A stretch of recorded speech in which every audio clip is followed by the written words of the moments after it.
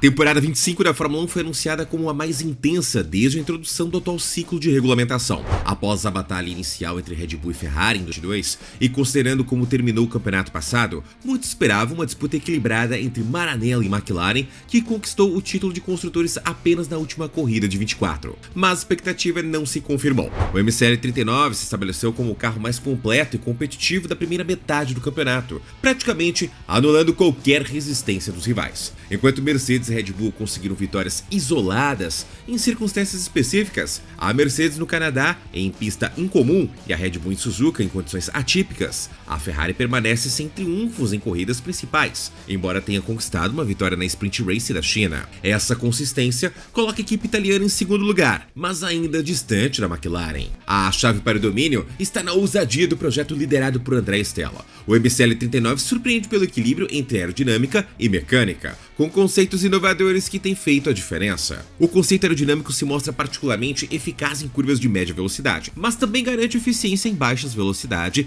e não compromete em trechos de alto. O tradicional problema de arrasto foi mitigado por meio da adoção de asas mais descarregadas sem perda de eficiência. O resultado é uma arma perfeita que ainda recebeu recentemente um pacote de atualizações aumentando a distância para os rivais. Com Lando Norris e Oscar Piastri em plena forma, a McLaren caminha para segurar matematicamente o campeonato de construtores nas próximas corridas. Ferrari, Mercedes e Red Bull ainda buscam pelo menos um momento de glória até o fim do campeonato, mas sem contratempos para o Woking. Esse cenário parece improvável. A McLaren também confirmou nesta semana que a Mastercard será sua patrocinadora título a partir da temporada 26, quando a equipe passará a se chamar McLaren Mastercard F1 Team. A mudança marca o início de uma nova era para a escuderia britânica, que busca estreitar ainda mais sua relação com os torcedores em todo o mundo. Mais do que um simples contrato comercial, a colaboração foi apresentada como uma iniciativa estratégica para ampliar a conexão entre equipe e torcida. A Mastercard anunciou que oferecerá experiências exclusivas aos fãs,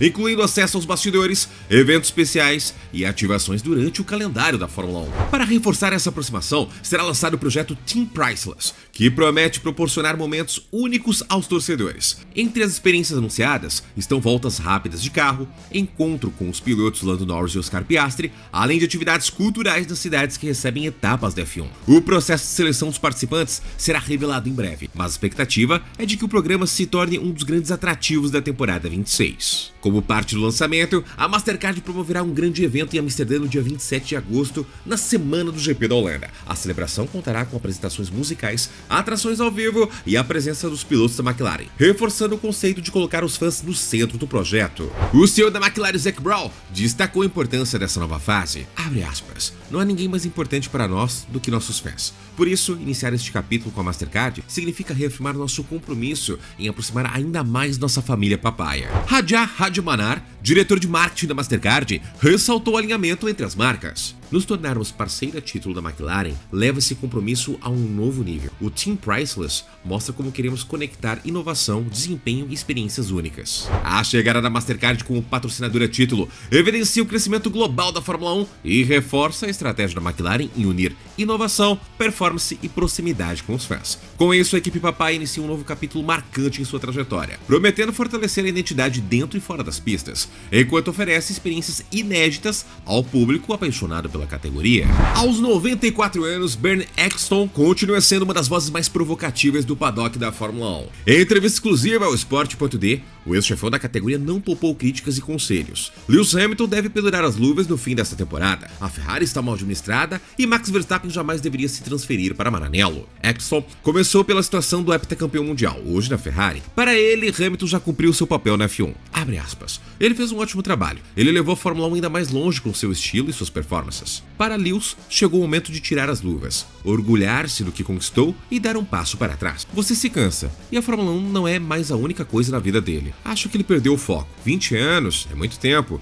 e temos muitos pilotos jovens na Fórmula 1 agora. Também existe o perigo de que, se ele continuar por mais um ano ou um ano e meio e não tiver melhorado até lá, as pessoas o esquecerão e suas conquistas. Em tom crítico, Ecclestone também apontou para a Ferrari. O mais constrangedor, na minha opinião, para Lewis e a Ferrari é que eles acreditam que ele seria capaz de fazer tudo o que era necessário. Eles deveriam estar decepcionados, porque o que deveria ter sido entregue não foi entregue. O ex-chefe da F1 também deixou claro o que pensa sobre uma possível ida de Max Verstappen para Maranello. Se ele for para a Ferrari, será o fim da carreira dele. E esperemos que isso não aconteça. Ecclestone reforçou que o holandês não depende da escuderia italiana para continuar vencendo. Ele sempre consegue transformar uma boa equipe em uma equipe vencedora. E quem deveria guiar o carro vermelho então? O britânico surpreendeu ao apostar em talentos jovens. Você tem que escolher um piloto promissor. Eu apostaria no brasileiro Bortoleto, que acho que será muito bom. Ou no Isaac Hadjar. Bortoleto dá conta do recado. Coloque no carro certo e você verá. Outro nome em alta no discurso de Eccleston foi Oscar Piastri. Ele cumpre o seu papel. Quando comete erro, sabe que os cometeu e não culpa os outros nem dá desculpas. Ele se certifica de não repetir os erros. Ele é o melhor piloto depois de Max Verstappen. As declarações de Eccleston surgem em meio a uma temporada movimentada. Max foi alvo de intensas especulações sobre uma possível ida à Mercedes em 26. Rumores que poderiam ter colocado em risco o futuro de George Russell ou Kimi Antonelli. James Hinchcliffe, analista da F1 TV, relembrou a situação afirmando: quando circulavam todos os rumores sobre a possibilidade de Max ir para a Mercedes, lembro-me de pensar: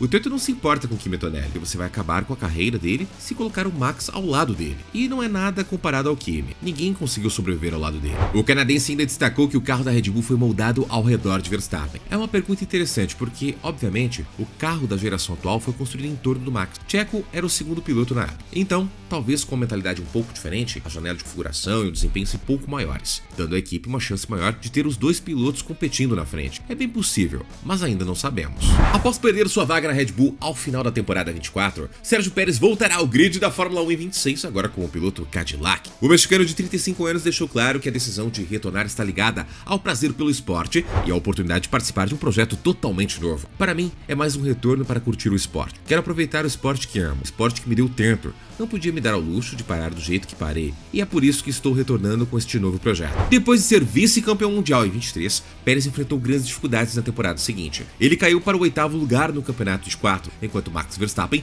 voltou a conquistar o título. A Red Bull decidiu encerrar seu contrato antes do prazo, originalmente válido até o fim de 6. Pérez contou que a pausa foi necessária para absorver o fim da relação com a Red Bull e repensar sua carreira, porque só ficou claro no final do ano que eu não continuaria na Red Bull. Então, em vez de me jogar em algo só para permanecer no grid de largada, eu precisava desse tempo para me desligar do esporte e entender o que eu realmente queria fazer na minha carreira. Aprendi muito sobre mim mesmo como piloto. Tenho estado sobre os holofotes ao longo da minha carreira, não apenas na Fórmula 1, mas desde os meus tempos de kart. Quando você dá um passo para trás e olha para o esporte como um fã, você percebe que as coisas que preocupam os pilotos são completamente irrelevantes para o público e até mesmo para aqueles que conhecem o esporte. Minha visão agora, que estou retornando ao esporte, é aproveitar e dar o meu melhor sempre que estiver no carro, junto com a equipe. Isso é realmente a única coisa que importa. Todo o resto são fatores externos. Ele ainda comentou sobre os desafios enfrentados por seus sucessores na equipe austríaca. Todo mundo já se esqueceu disso. Mas foi uma situação muito difícil, com uma adaptação constante para construir confiança mental. É um desafio muito especial.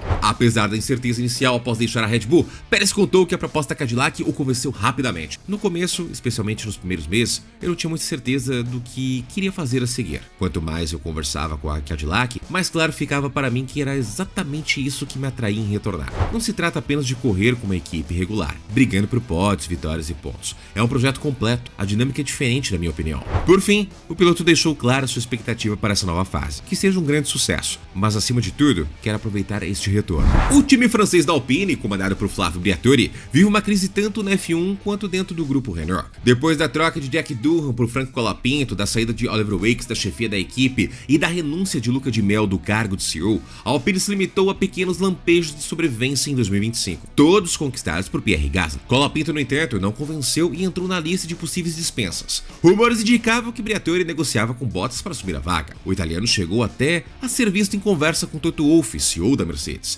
mas as tratativas esfriaram. Logo em seguida, surgiu a possibilidade de contar com Sérgio Pérez, mas a assinatura do mexicano com a Cadillac deixou a Alpine, nas palavras da imprensa italiana, de mãos vazias. Por enquanto, Gasly segue sendo a única certeza no projeto da Alpine para o ano que vem. Se a equipe optar por não continuar com Colapinto, as opções passam a ser limitadas. Entre os nomes experientes estão Mick Schumacher, que chegou a ser cogitado pela Cadillac, e Yuki Tsunoda, prestes a deixar Red Bull após uma temporada desastrosa ao lado de Max Verstappen. Já entre os jovens talentos, o nosso brazuca Felipe Drugovich surge como uma das melhores alternativas. Outros cotados são Alex Dunn, ligado à McLaren, Jack Crawford, integrante da academia Red Bull, e Paul Arrow, que pertence justamente à academia da Alpine. Próximos passos: a definição deve ocorrer até o final da temporada 25. Enquanto isso, a Alpine se reorganiza nos bastidores e já prepara a chegada de Steve Nielsen, que assumirá o comando da equipe Felipe a partir de setembro. E se você do outro lado tivesse que dar um percentual de chance para Felipe Drogovic poder entrar na Alpine com toda essa concorrência entre todos os pilotos citados? E aí, qual número você daria? Deixa aqui nos comentários. E o senhor eterno Bernie Ecclestone aos 94 anos. É tempo, hein, meu amigo? Rapaz, o cara tem quase um século. Bom, ele deu suas opiniões. Será que as suas falas ainda têm sentido? Ou o senhor eterno já está caducando, na sua opinião? E no mais, muitíssimo obrigado a você do outro lado que nos acompanha aqui diariamente, de segunda a segunda, há anos gerando conteúdo aqui no canal. Ó, galera, é o seguinte, aquele famoso triplo C, curte, comenta, compartilha. Agora tem ferramenta nova no ar aí, ó, Hypar. Esse Hypar faz diferença? Faz. Então, coloca aí no Hypar para dar aquela força para nós, para continuar incentivando o nosso trabalho aqui também.